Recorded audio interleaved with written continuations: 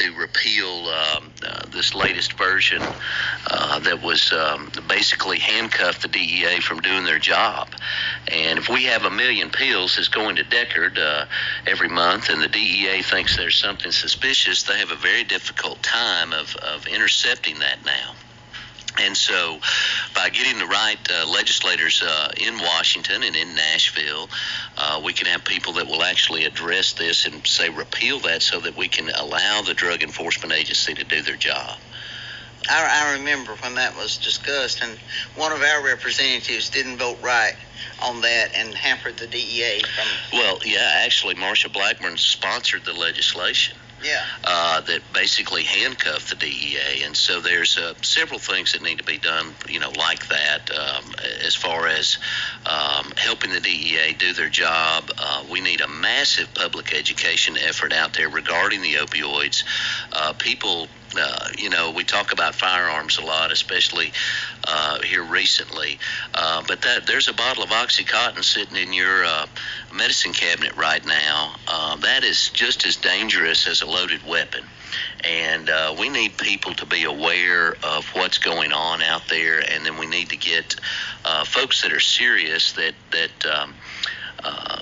won't take money from the pharmaceuticals. First off, Betty, that's a great step forward. I think you're right. I pledge to the people of Tennessee that I'll never take a dime from the pharmaceutical industry, because I believe that it doesn't serve in the best interest of the people of Tennessee. But there are so many stories out there. We have more prescriptions in Tennessee than we have citizens.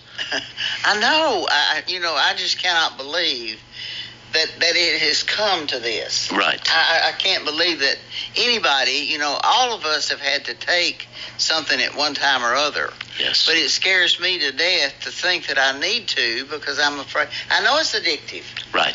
And I have several prescriptions that I never ever got filled.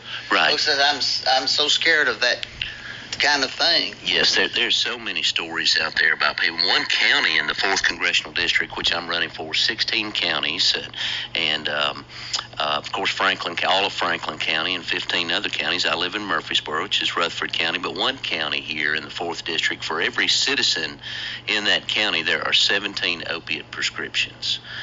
And yeah. That's just hard to believe. It really is, and we have to do, we have the determination, and have to have the determination in this country to do something about this. It's a shame. Here in Franklin County, we've got a great drug court. Yes. That helps a lot of people.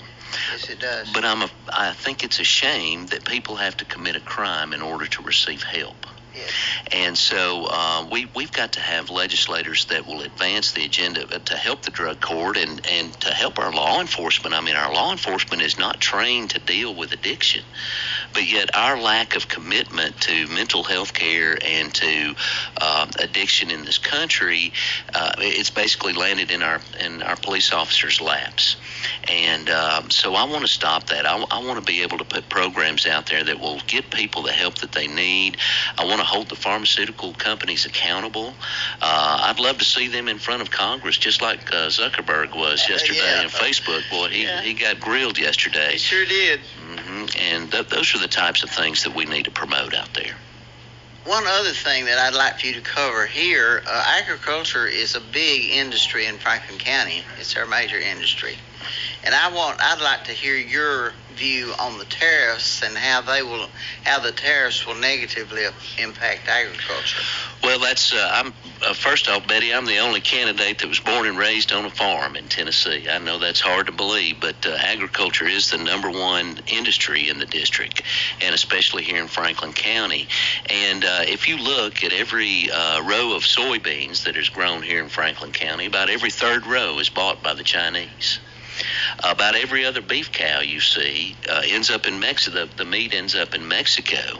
And so our trade deals that we have, although I agree that we need to negotiate and fight for good trade deals for all of our products, but these tariffs will have a very negative impact on our farmers. And we've got to have legislators and congressmen who will stand up for our farmers and say, hey, this is going to have a negative impact. It's going to undermine the economy, the rural economy, and it's going to undermine the farmers. Betty, a lot of folks don't know the dairy industry in Tennessee is in steep decline. Oh, yeah. Has been for 10 years. I can remember as a child here in this area, there was a dairy farm, it seemed like, on every corner. And now you don't see dairy farms at all. And so we have to stand up for our farmers here in Tennessee because they have always led the way, and they keep us, all the folks in the city, they keep us fed, Betty. It's very important what our farmers do. I was raised on a farm too, Steve, and I milked 10 cows every morning before I caught a bus at 15 till 7. Wow. Yes. So I've been there and done that. Yes. Had my own cotton crop when I was in the 8th grade. So wow. I've been there and done all that. Yep. I was talking to a farmer the other day who said his soybeans, the price of his soybeans has already gone down. Yes. So they're talking about the tariffs. Yes. Well, Betty, I'm a businessman. I've been in the infrastructure industry my whole life for 30 years. I've been building roads and bridges and locks and dams and sewers and clean water delivery systems. But I can tell you that the price of soybeans and corn and beef and the market in general wants stability. And we're not seeing a lot of stability right now. And when you have chaos, the market will react with chaos. Absolutely. And that's kind of what we're seeing right now. The other thing that I thought you might want to address is the transportation and infrastructure. Absolutely. So, Betty, I have 30 years of experience in this. As I've traveled around the 16 counties, and I've been a candidate since 2016. I ran against Scott Desjardins then and did very well and talked about infrastructure and transportation a lot then. But everywhere I go, whether it's Marion County or Murray County, Rutherford County, and here in Franklin County, infrastructure is a big deal. If we're going to attract world-class businesses to provide good jobs, like Ned Ray McWhirter used to say, the best social program is a good job. And in order to attract these good jobs into Franklin County, people have to be able to flush the toilet, Betty. We have to have sewer systems. We have to have water systems. We have to have roads and bridges. And also today we have to have digital infrastructure so that companies can plug in to the World Wide Web. And all of those things are going to require an investment on the part of our country. For every dollar we invest in our infrastructure, we receive $6 to $8 back in economic activity. And the incumbent, 4th District incumbent, Scott Desjardins, he's voted, say, for example, against the highway bill every single time it's come up since 2010.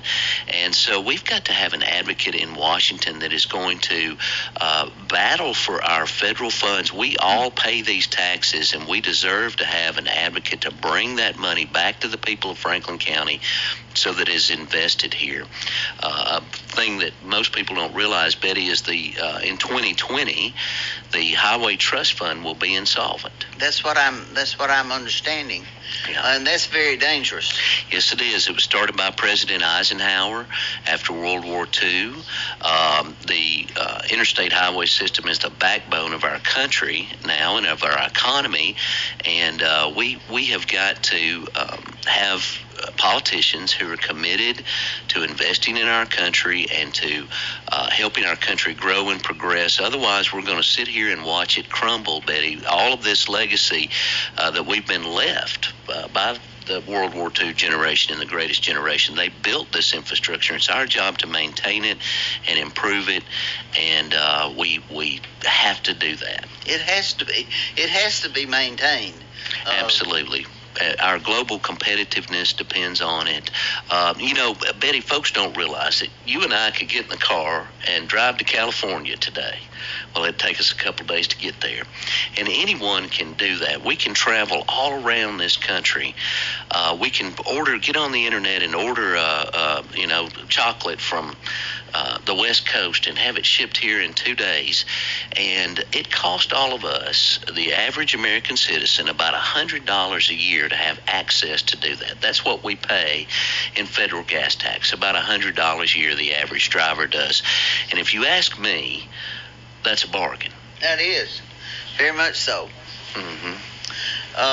And of course, that really scares me that the Highway Trust Fund will become insolvent unless something's done by 2020. That's right. I mean, that's 2 years. That's right. That's in 2 years, and in this cycle, if people of Franklin County see fit to send me to Washington, I'll definitely will be one of my top priorities to address that.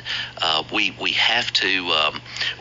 This is our choices, Betty. We can either pay for it, or we can borrow the money from China to pay for it, or we can watch it all crumble. That's our three choices. I meant to ask her to be sure and record this, and I forgot to. And of course, the one big issue that everybody's interested in, and I'm still appalled at the fact that we did not accept the Medicaid thing on the state level, but the big thing, one of the big things that everybody's concerned about is health care. Yes, so that's really the number one issue, and everyone's health care premiums are going to continue to go up. I'm 48 years old, and I've had health insurance on my own since I was 18 years old, and I think that pretty much every year it's gone up anywhere from 2% to 10%. And so one of the things that we have to do is to make sure that we protect our rural hospital system that's out there.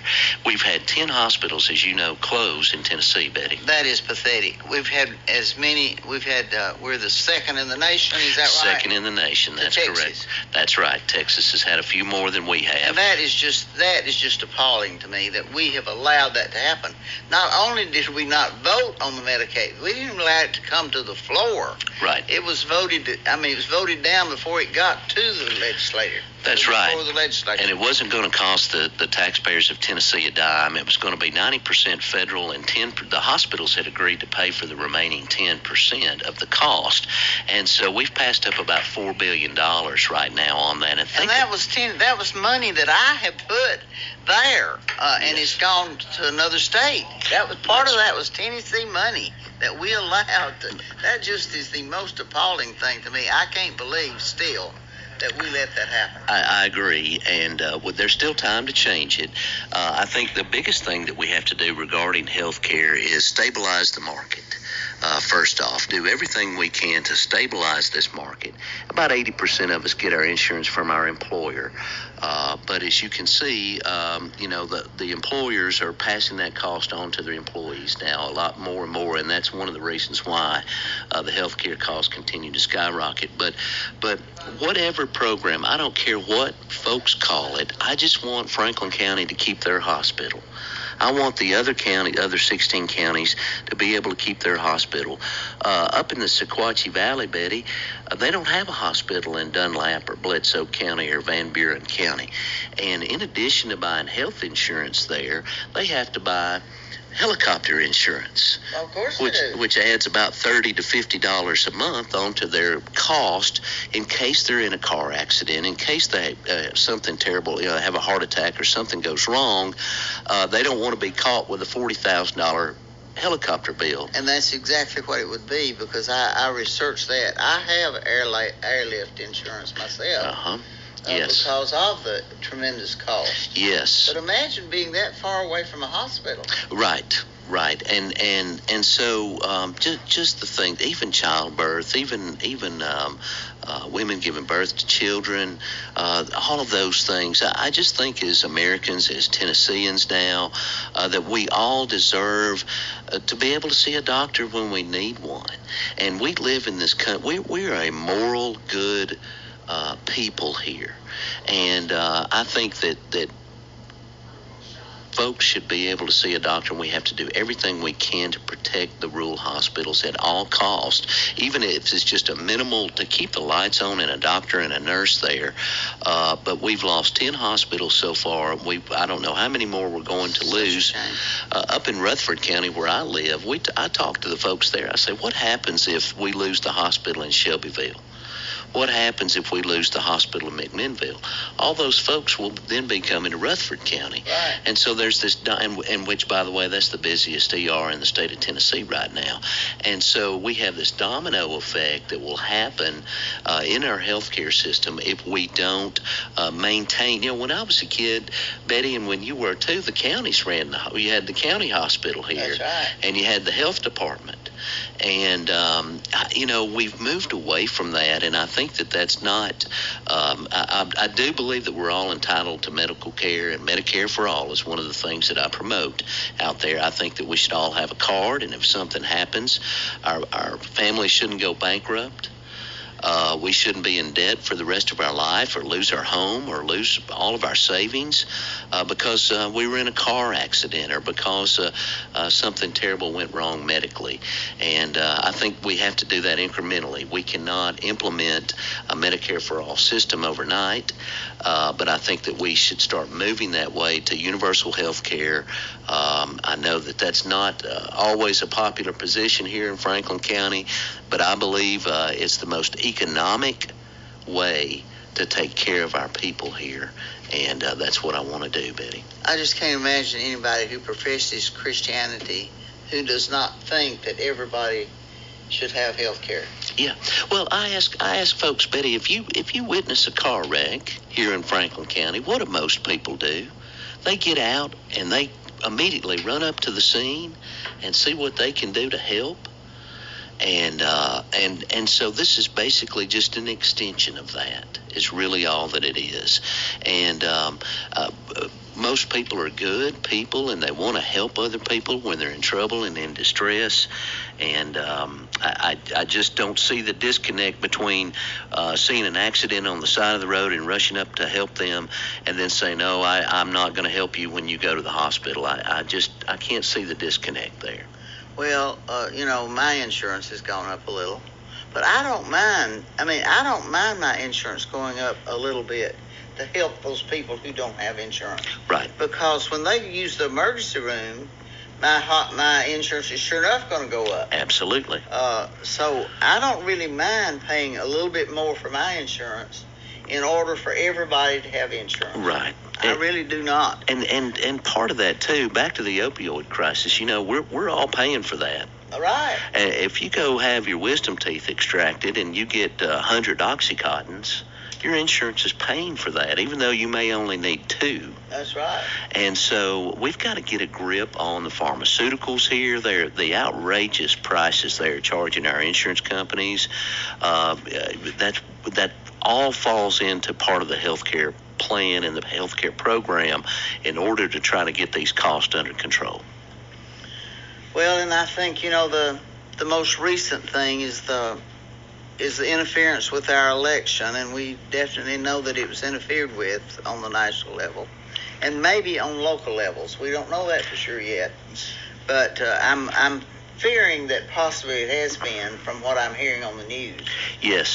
So anything about foreign policy, about the North Korea or Syria or anything like that you'd like to discuss? Sure. Well, as a congressman, I think, you know, as a congressional candidate, foreign policy is definitely a fair question. Absolutely. If your congressman has the ability to vote on war, then we certainly need to vet our candidates on foreign policy. 60 Minutes had a program on Sunday night, and they talked about the election interference, and it's not what it's not what most people think. There wasn't a changing of the votes at the ballot. That's not what happened, although most people perceive that as what has happened. What happened was they broke into the voter rolls. Right. And they were changing and purging people from the voter rolls, and they actually had a plan in place to create chaos at the poll. Now, Betty, I hear a lot of people, they say a lot of folks today blame video games for the violence that's going on out there. Well, if you believe that video games are responsible for violence out there, then it shouldn't be a stretch for you to believe that a foreign government could reach through social media and manipulate people's minds. We have adversaries out there that want us to turn on each other and to fight each other. Right. And so they plant the seeds. The phones that we have in our hands are the most powerful devices that mankind has ever known. And we're fortunate enough to live in the generation to be able to have a device where we can pretty much look up anything and find out information. That's never happened before in the history of mankind. And so foreign governments like the Russians have figured out a way to manipulate that, to infiltrate us, and to turn us against each other. And, you know, I have a difference of opinions with a lot of people, but they're still my neighbors and fellow Tennesseans and fellow Americans. And the vitriol that we are seeing in the political world, I just want folks to understand that a lot of the news and a lot of the things that they see has been in the past has been intended to manipulate them from people who don't live here. And I think that it shouldn't be a grasp. If you think video games cause violence, then you shouldn't have any problem believing that you can be manipulated on social media. That was a real interesting program. Yes. Yes. I was really interested to see that. Yes. Well, what they were doing was they were changing people's zip codes and street addresses, numbers, and here you've got guys in an election office who've never seen a cyber attack. We're getting a million hits on their system a day. Right. And, you know, and here's the other thing, too, Betty, and it kind of comes back into federalism and state rights, too. The elections are the responsibility of the states. And so a lot of states, like Tennessee, has said we don't want any help from the federal government in our election system. And I forgot how many millions of dollars are sitting out there right now available to the state of Tennessee to protect us from these types of cyber attacks, and we're not taking that money. And it's just beyond me. Why would we not want to do everything? We should promote as many people to vote as possible. Absolutely. And we're, as you hear often, we're 50th in the nation in voting. I think that's disgraceful. It is. I think, you know, about every other person that you run into doesn't vote. And we've got to figure out a way to get our citizens back engaged into our politics in this country so that we can move our country in the direction that we want to see it to go. And we can only do that by voting, and we certainly don't need the Russians or the North Koreans or any other country coming in here trying to manipulate our democracy. This is a real threat to our country, Betty. Oh, it really is. And let me remind you again, early voting is going on right now. Whatever you do, please vote. We have an election right now. We have one in August, and we have one in November. So be informed, and please, whatever you do, vote. Anything you'd like to discuss about Syria or North Korea? Well, you know, the Syrian thing is really, I like to use the Constitution as a guide, Betty, and I can't figure out how we really got in Syria in the first place. This never came past Congress. It was never authorized through Congress, but we're there. And we're fighting a proxy war with the Russians right now through various factions and groups, and we've seen how devastating that has been to the people of Syria. We've seen the massive amount of refugees that have flowed out of Syria just to get away from the fighting, and so I believe that before we take any action in Syria, it is the obligation of our United States Congress to debate and vote on authorizing military action there. We need to know what it's going to cost in blood and treasure. We need to know how we define victory, and we need to know what the wanted outcome is. Just a plan. Yeah, just a plan, right. Yeah. And so I think the American people deserve to know that. I believe the Constitution of the United States dictates that the American people should be able to debate and know that. And it's just unless we're under imminent attack, only then does the president really have the authority to go into various countries around the world and intervene militarily. There's a thing called the War Powers Act, and we've had many presidents in the past, I feel, violate that unconstitutionally. Remember when we invaded Panama? Yeah. We're just out of the blue. We just invaded Panama, or we invaded Grenada. And I'm not saying that the intentions weren't good or what we were trying to accomplish was good, but you either believe in the Constitution or you don't. And this is very clearly spelled out that before we interfere in wars in other countries, that it should be debated in the House of the People, and that we should clearly know how many lives are going to be. I want to know how many kids from Franklin County are going to die in Syria, Betty. Absolutely. And the other thing I want to know, we'll touch on the veterans here. I want to know and be 100% guaranteed that these veterans that come back from Syria or Afghanistan or Iraq or wherever we are, that they're going to be cared for. And it would be very difficult for me. I want to be convinced that our Veterans Administration is on the right track before I will ever vote to send our men and women of Franklin County to war. Well, war is, my family has been real. I had 3 brothers-in-law and 2 brothers serve in the military. Had 3 brothers-in-law and 1 brother in World War II. Then Korea, and then my husband also served in the Korean thing. And my son was in the Middle East thing. So I'll tell you, when you have somebody in a hot spot in a foreign country, right? I mean, it is the most devastating thing on a family. We don't think about the families. I do, because I've been there and done that. Yes. But it's such a sacrifice for a family. Yes. To put a loved one out there. Right. To make us safe. Right. And I think about that also on first the people who are here who serve us. Yes. The policemen and the people who get to a scene first. Yes. The first responders. Those families, it's not just the policeman and the first responder, it's also the family. Right. And the family is totally involved. I don't care. I had a cousin who came here when my son was in the Middle East from visiting from Texas, and she said, "Betty, I've never seen you like this before." I said, "Guess what? I've never been like this before." Right. Because it's a devastating thing. Yes. To have a family member involved. So it's a serious thing to go to war. Yes. And I want to avoid that in every way possible. We should promote democracy and liberty around the world, but there's more ways to do that than with bombs and drone strikes and bullets. And it should be a last resort. When we went in World War II, it was very clear why we were going to war. And everybody was involved. Yes. Everybody sacrificed. Impacted everyone, right.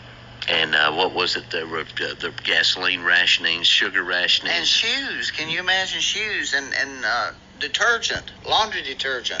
I was there. Yeah. I've been there and done that. Yeah. A lot of things have happened in my lifetime. And I think, Steve, that we are going to have time for call-ins. Okay. If anybody would like to call in and ask Steve any kind of question, he'd be glad to accept that. Yeah, absolutely. Here's a question. Yeah. The one thing. Yes, sir. The office we have at the federal building. What are your plans with it? The office here, the federal office is the current congressional district building. Right. So each congressman gets in this district, we would have about 4 congressional buildings. So we would set up offices throughout the district, like in Murfreesboro, we have one. If we need one here in Franklin County or in this area to serve Lincoln and the counties that are what I call the western side of the district. And then it goes all the way to Cleveland, so we would have to have an office in Cleveland as well. So given the fact that you have a budget and a staff to set up here, then I would definitely want to keep an office open here in Franklin County, or within close reach of the people of Franklin County. That's one of the biggest concerns I'm hearing from people here in the community was Sure. What is the plans with the office if you did get elected. Yeah, absolutely. Well, so that's the thing, is that people deserve accessibility to their congressman, and that's how a lot of people do that, is they go see the local district office. Now, remember, this is 16 counties that runs all the way from Spring Hill, Tennessee, all the way over to Ray County and to Charleston, Tennessee. And so, ideally, we would want to place those district offices where people would have easy access throughout. And if we can get a good deal here in Franklin County and keep the office here, then that's what I would want to do for the people here. It's important for our Congress, for our representatives to be with the people. Washington is at gridlock right now. We know that. We know the ability to accomplish things legislatively is very, very difficult. But if you can't get anything done legislatively, you can be here with the people. That's what my campaign has been based on. I'm not running a top-down campaign where we do TV commercials and we send you a fancy mailer in your mailbox. For 2 years now, I've been going out and meeting with the people, listening to the people all over 16 counties, and we're building our campaign from the bottom up.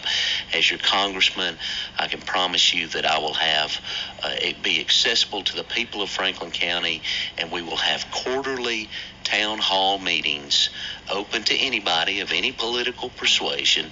I'll tell you, everywhere I go, there are folks that are Republicans, and so this would be nothing new for me to have folks from every ideology to come to an open town hall meeting and to ask me the difficult questions. That's what I believe a congressional representative should do, is be accessible to the people. Okay. Yep. So the congressional office here, how long has it been here?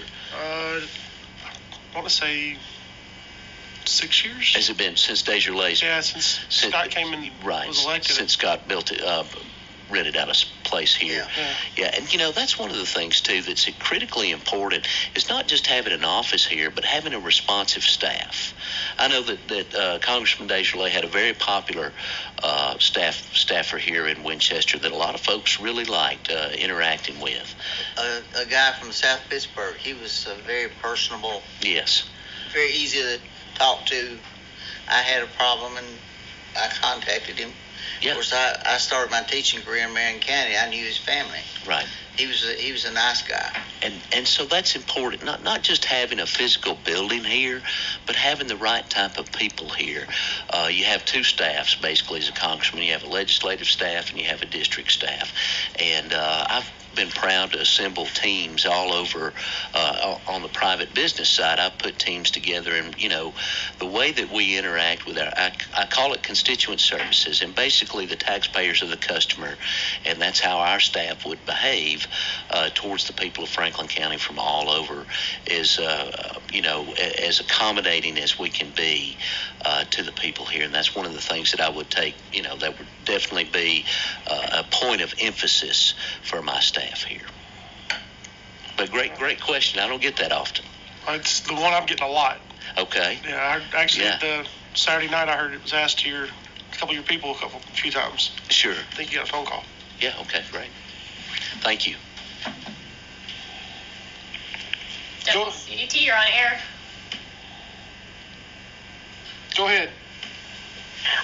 Yes, I was hoping to ask the candidate his feelings about some of the conversations the Republicans are having, calling Medicare and Social Security an entitlement, when we as citizens have paid into that program. And I'll hang up and listen to his response.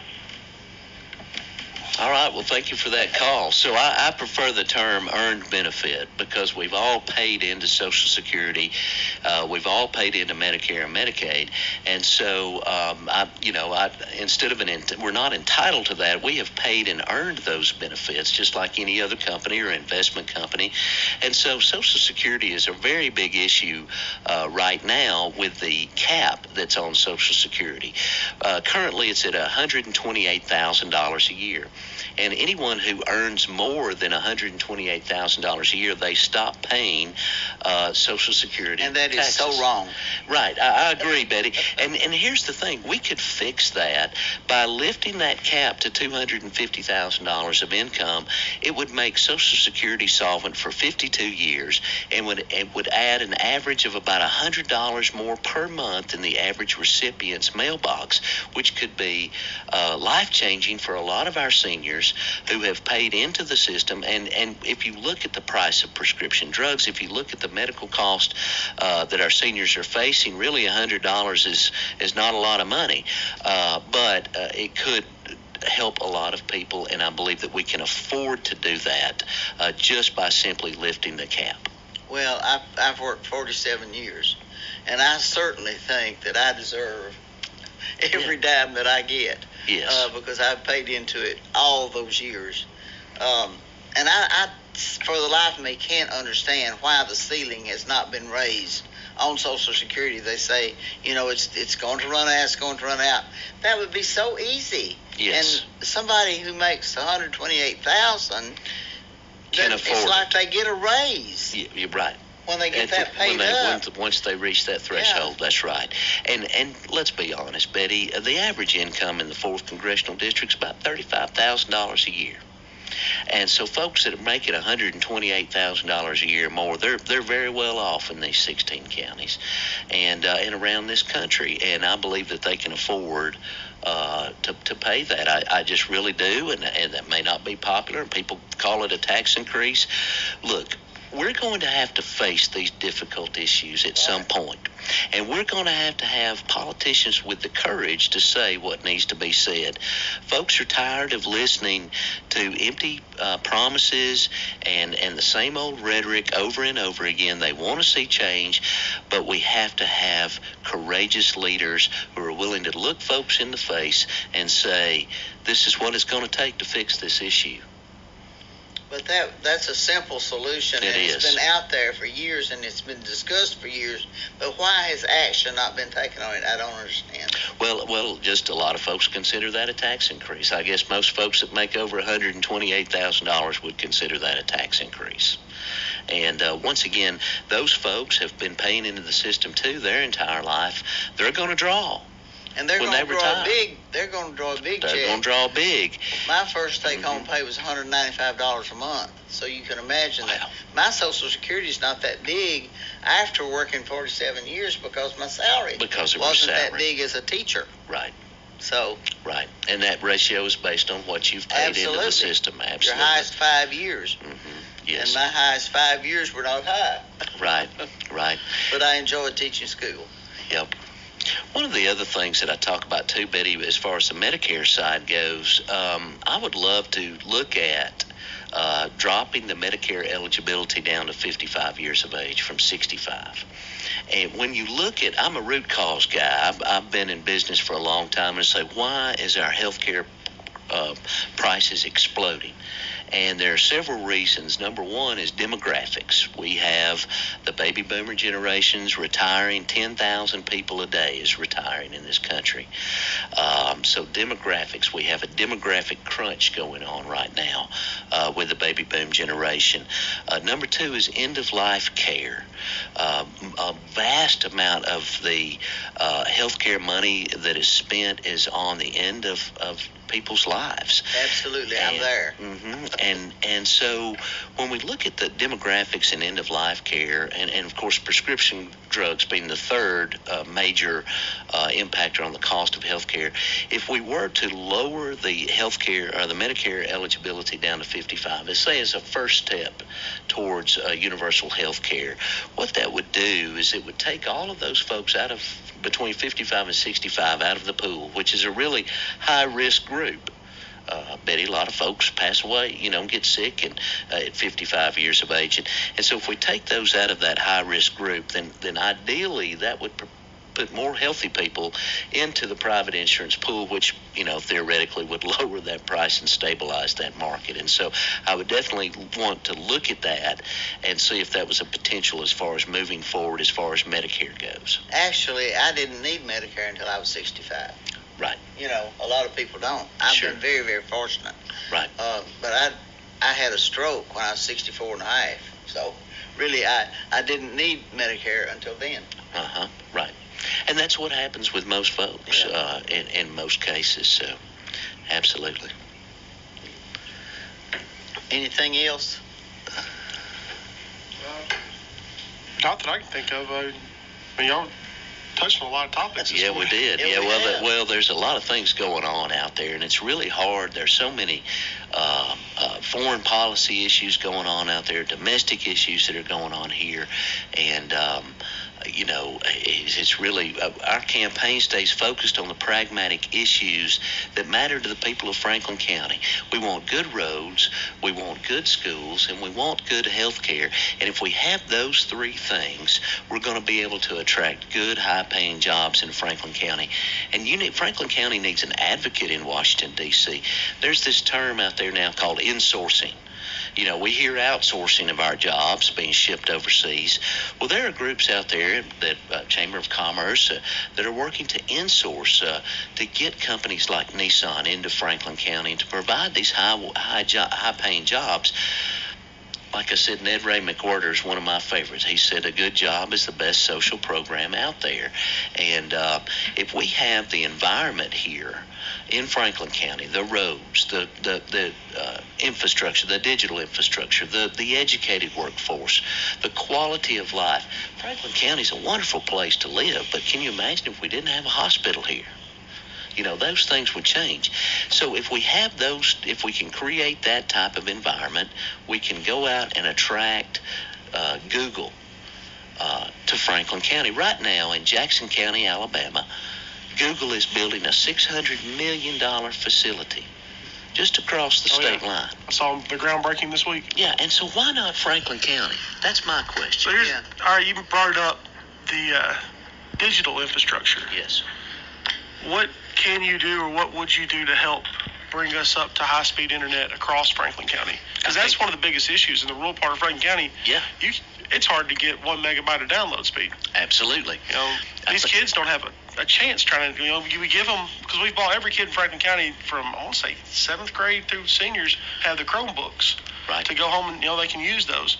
But they don't have internet speed to actually use it. Yeah. Right. So just like a regular highway out here, the Cowan Highway or I-24, I believe that there's a digital highway as well. And if we don't connect all of Franklin County to that digital highway, the folks are going to be isolated.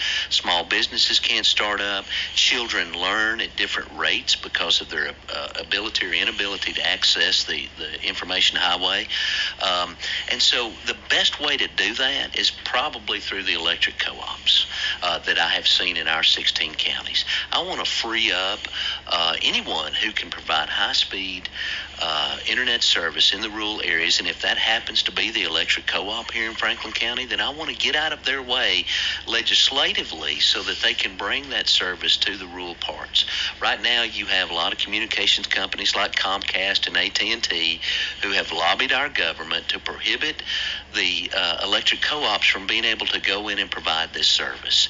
And so I want to get out of their way and let the free market take over.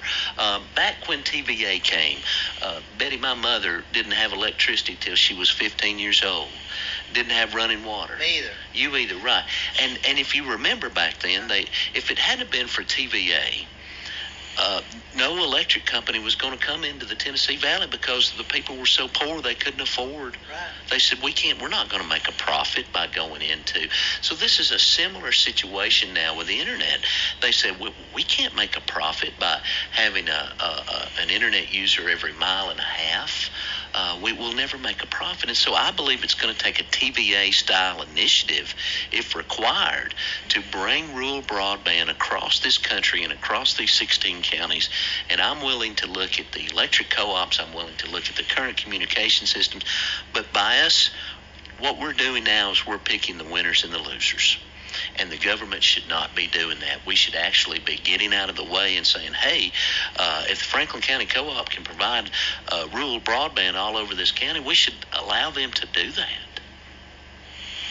It's one thing that I'm impressed with Steve about. Stephen is up on the issues, and I'm real interested to see that he has kept up with the national scene and he can discuss any of those things that we all are into, you know. Well, thank you, Betty. I'm really impressed with that. I think it's important to be able to see what's happening. I mean, all of us can look on the news and look on Facebook and see what's happening in the world. But I think what it's important for a congressional representative to do is to be able to relate that back to his hometown and to say, how is this going to impact my neighbors in Franklin County or Marion County or Bradley County? And I think that's one of the most important attributes that a candidate can have, is to be able to relate those issues to the people here. We can all talk about them because we see them on the news every day and have an opinion, but we have to have an inside understanding of how we can help the people here and how it impacts the people here. We don't have very much more time, and you know, one thing I haven't said, why did you decide to run for this? Well, there's many reasons, Betty. As we mentioned earlier, the opioid epidemic, my wife and I, Shelley, we didn't talk about this in 2016. We lost a child to this. We had no idea that this was going on. An adult child that was living in Florida just got promoted to his job. Everything was going great. He was living in Clearwater Beach, and we had spoken to him on Thanksgiving of 2015, bought him an airline ticket coming home for Christmas, and 2 weeks later the police were knocking on our door and he was dead. Oh, Stephen, I did not know that. And a lot of people don't, Betty, and that's why I encourage, we couldn't talk about this in my first campaign. It was still too fresh for us. And but I'll tell you, my wife, Shelley, she's listening at home right now. She's one of the strongest women that I know and one of the best campaigners that I have. And we are bound and determined to bring relief to the people of Tennessee over this opioid crisis, hold the people accountable that need to be held accountable, and won't take a dime of their money. And so that's one of the reasons, but there are many other reasons. Like I said, transportation infrastructure being a big issue. Here, I feel like that I have the skills necessary. I've been advocating in Washington for 30 years for the highway bill, and in addition, and practical too, all over the country and all over the world for projects that we need, things like we need here in Franklin County. How much more time do we have? 26 seconds. Well, okay. Well, we did well, didn't Hey, we? real quick, you brought Sure. it up. There was 187 voters yesterday in Franklin County for early voting. Okay. Is that good? It's about normal for early voting for us. Okay. I usually vote on the first day, but I didn't do that yesterday, but I will as many times as they'll let me. Just once. Vote early and often. Yeah. Well, thank you, Betty, for having me today, and it's a pleasure to be back in Franklin County. And I hope to earn your vote this August the 2nd in the Democratic primary, and again in November. And Franklin County, I want to be your congressman. Please send me to Washington, D.C. so I can stand up for the people here in Winchester and all over Franklin County.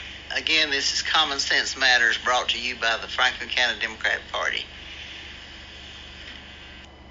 All right, thank you. It is 9 o'clock, and you are listening to WCDT. Mike Pompeo faces aggressive questioning in today's confirmation hearing. Mike Pompeo, as a CIA director, has been in the middle of a number of key decisions, perhaps more than any other cabinet member, and members want to know exactly what the administration is thinking about some of these key issues. There's Manu Raju. Fewer Americans are filing unemployment claims. This morning's Labor Department figures show 233,000 people filed first-time claims for jobless benefits last week, 9,000 fewer than the previous week.